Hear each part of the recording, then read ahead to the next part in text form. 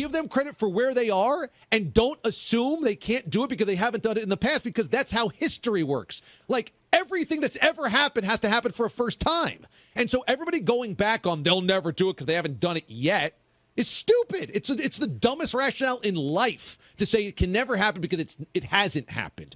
Everything happens for a first time. And the Bucks winning a championship this year, if they do it, would be like everything else, a first time. Well, both of these things can be true. The Bucks could deserve credit for being one of the last 4 teams standing in the NBA postseason, and also deserve criticism for the fact that they needed everything in the tank in a Game 7 without the 2 net stars, and for being 2-2 in this series versus Atlanta with Trae Young missing a game and a half.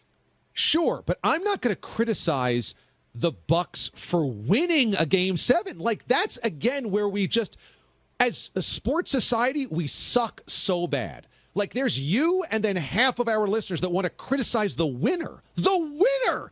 Like, that's, everybody is an NBA player. They're paid professionals. They're all really good. Kevin Durant's an all-time player playing at an all-time peak, and they found a way to beat him, and we want to criticize that? Like, that sucks. Your take on that sucks, and our listeners that agree with you suck, because that's not where you criticize them. If you want to criticize them, then you look at Game 1 of this series and say, how can the Bucks lose at home to Trae Young and the Hawks? Fine. You want to say, how could the Bucks come out last night and trail in the game without Trae Young? That's fine. But don't go back to a game that they won on the road when a historic player had a great night, a historic night, and say they shouldn't have ever, they can't get credit for that. That's where you suck, and that's where the listeners that agree with you suck. That take sucks.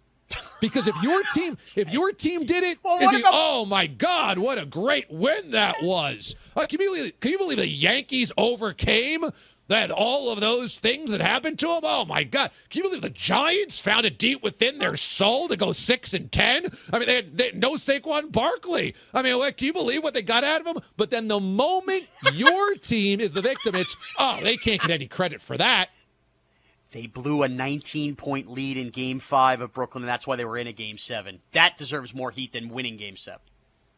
But if the Buffalo Bills found a way to win the 4th Super Bowl, do they get shredded because they didn't win the first 3? Or do we say, and they finally got over the hump, and they finally found a way to win? To me, you give them credit for doing it. You don't shred them for not doing it. You're right. We would forget those other 3, and the Bills would deserve credit.